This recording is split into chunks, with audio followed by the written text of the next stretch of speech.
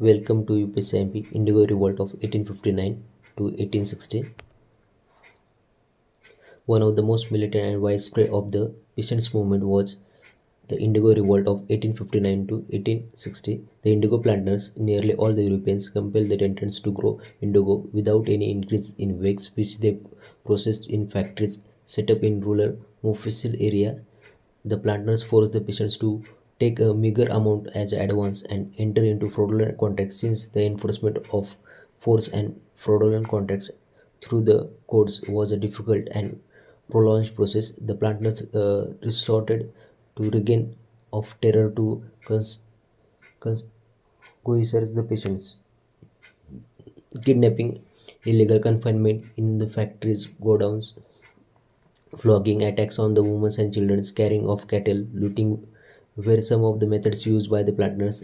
They hire or maintain bands of Lathials armed retainers for the purpose.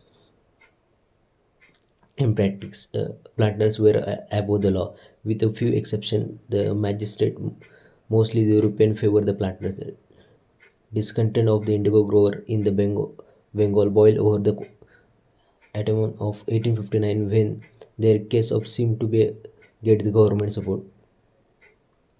Misreading of official letter and exceeding his authority, Hemchandrakar, the deputy magistrate of Kalora, published on 17 August a proclamation of the policemen that in case of disputes related to indigo rights, they shall retain possessions of their own lands and shall sow on them what crops they please, and the police will be careful that no indigo planters nor anyone else is able to interfere in the matter. The news of the car proclamation spread all over Bengal, and patients felt that the time for the overthrowing the hated system had come. The beginning was made by the Digambar Bishwa and Bishu Bishwas, ex-employees of the planters.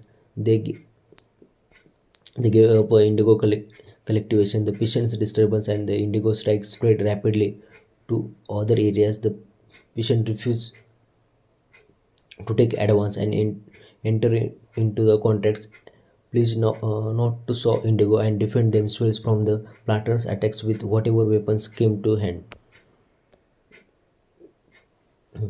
The planters used their zamindari's powers. They threatened the rebellion's rights with evacuation or renouncement of the rent. The Riots reply by going on rent strike.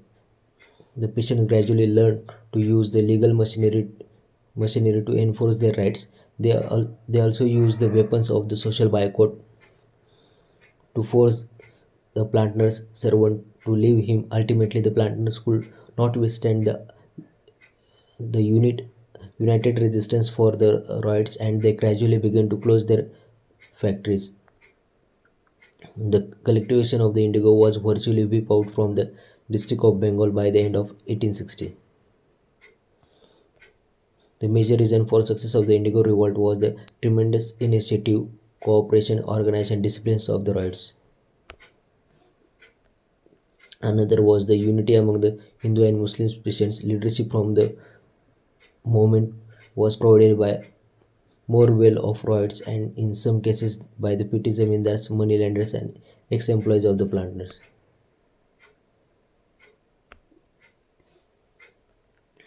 The intelligentsia role of the Indigo Revolt was have a abiding impact on the emerging national intellectual very political childhood.